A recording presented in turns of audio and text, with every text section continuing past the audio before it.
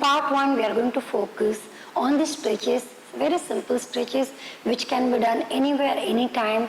You can assume any sitting postures. In fact, the practices which I am going to show right now, that you can do sitting on the chair also. That's not an issue at all. So the first practice, as I said, the first series of practice are focused on the upper part of the body. Why are we doing that?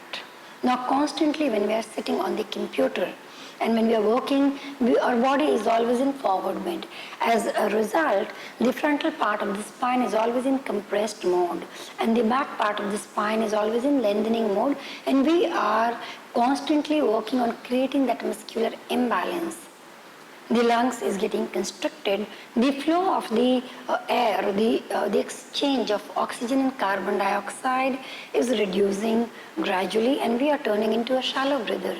As we turn into a shallow breather, we are not able to inhale and exhale deeply. That leads to a lot of anxiety and problem. So at this first stage of the stretches, we are just trying to release the stiffness from the upper part of the body on the body parts and then release a lot of congestion from the chest. First practice. The first practice is chin tuck.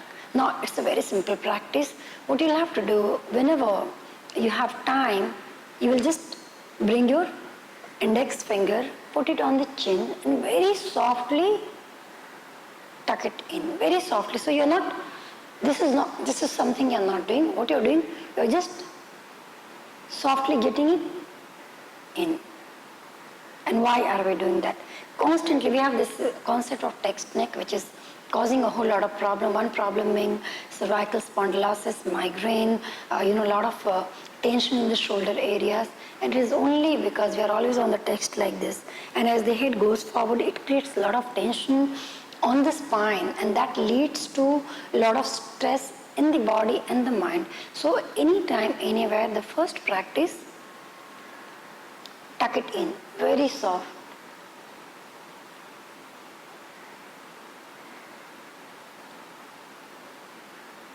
This is one practice. Very simple, anybody can do it.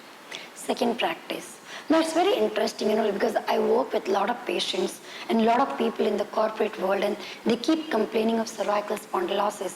One of the person who came up to me saying that he had been to doctor and he has been suggested surgery twice because of some of the pain in this area, which was very much symptoms of cervical spondylosis. Now, with a very simple practice which was given to him, he's absolutely fine and he never had to go for surgery. That second practice is combing your hair. It's an action which replicates how do we comb the hair, and what happens with that practice.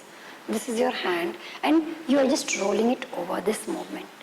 See, 2, 3, 4, 5, opposite, 1, 2, 3, 4, 5, and release.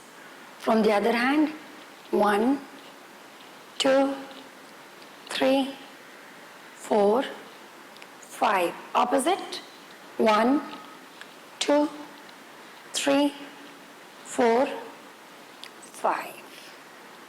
With this simple movement, we are just working on the rotation of the arms for almost all the angle. Now this is ball and socket joint, and it is not constantly working in all the direction, and that leads to a lot of stiffness. This is good enough to release a lot of tension and stress from this area.